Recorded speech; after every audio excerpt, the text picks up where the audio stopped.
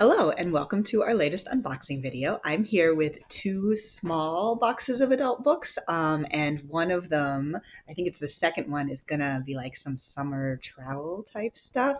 Can't even really remember what's in the first one, but I'm still Eliza and I'm still at the Hatfield Public Library. I'm very excited because I'm going on vacation next week, so I'm going to try to unbox all the books before I go. We'll see if I can make it. So we'll start out here with just a few, it looks like we have some fiction on top. Susan Elizabeth Phillips, When Stars Collide.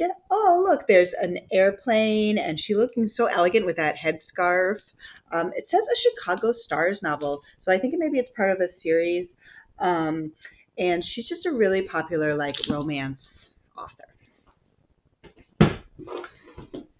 B.A. Paris, The Therapist. I love when titles just say the something, and it's something that you wouldn't normally think is like at all scary, but like somehow just putting the and having it be the title with a dark cover makes it seem very like suspicious. The Therapist. And it says, at the bottom it says, you're going to need to talk to someone. And she writes, or I think B.A. Paris is a woman, yeah, like thrillers. A couple have just moved into a gated community, and they discover a devastating secret about their new home, and she forms a connection with her. Oh, she feels a strong connection with the woman who lived there before, who was, dun dun dun, a therapist. Again, which is normally a totally fine thing to be. The Personal Librarian, a novel. Oh, so nice. I would like to be I consider myself sort of a personal librarian for everyone, because anyone who asks me for help, I'm always ready to help them. So this is by Marie Benedict and Victoria Christopher Murray.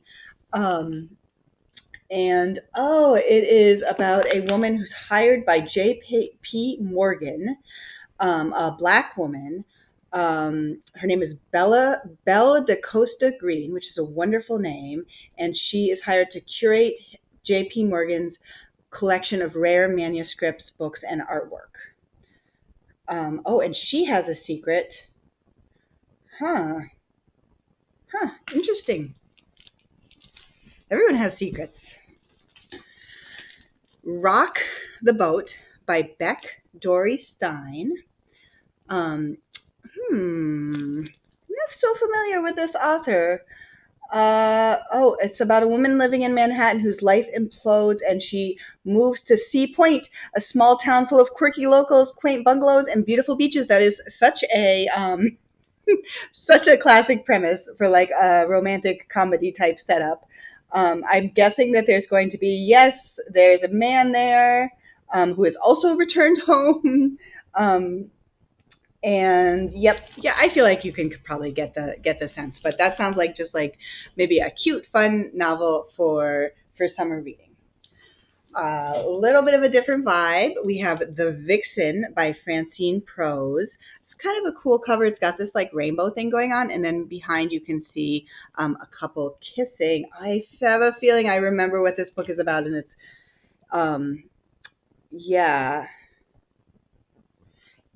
so this is historical fiction set in the 50s in the publishing world, and it's actually, I think, from the point of view of a fictional character named Simon Putman, who works in publishing, but then he ends up editing a book that's a steamy bodice ripper, and probably based on the recent trial and executions of Ethel and Julius Rosenberg, who were executed quite, I think people say, considered it very sad now, especially for her, for treason.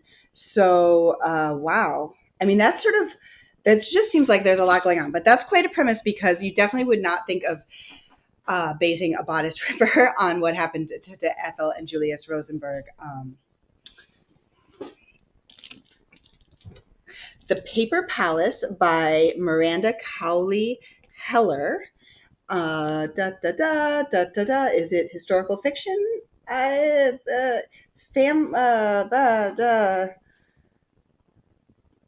Takes place on Cape Cod. That's nice, kind of local. And Sounds like there's a romance element, family drama. I'm having trouble like quickly categorizing this. Oh, it unfolds over 24 hours and across 50 years as decades of family legacies, love, lies, and secrets, and one unspeakable incident from her childhood lead the main characters to the precipice of a life-changing decision.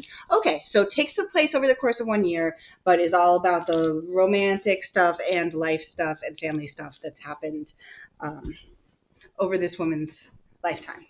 That's my first box, but it's not over because I have a second box, so don't go away. And this box starts out with a complete surprise. I didn't even realize this was in here. It's a DVD, and it's called Bloodlands, The Past Isn't Dead by see, because I'm in book mode, starring James Nesbitt. It's an Acorn original. It says full of gripping twists and turns, but really aren't they all? A car is pulled from the sea, a veteran detective. Wow, he connects it to a notorious series of mysterious disappearances, including the disappearance of his own wife.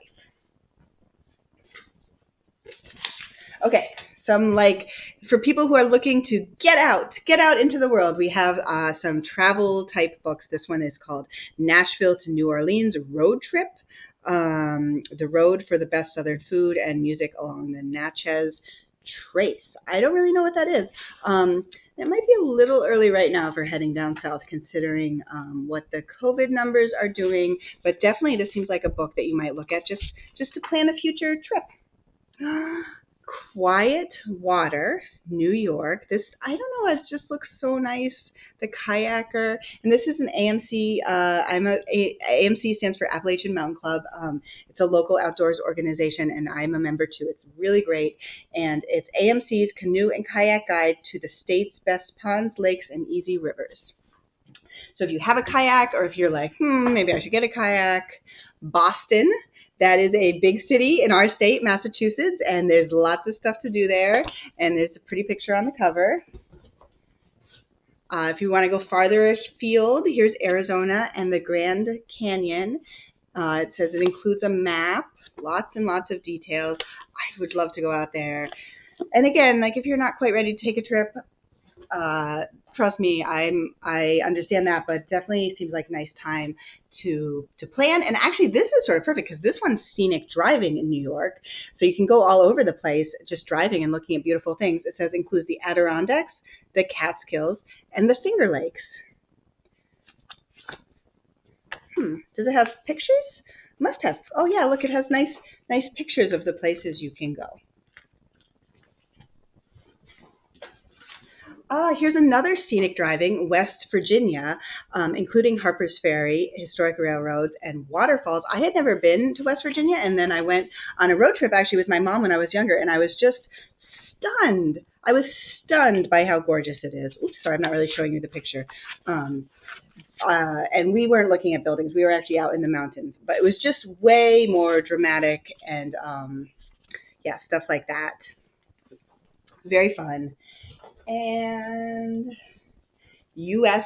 Civil Rights Trail, Traveler's Guide to the People, Places, and Events that Made the Movement.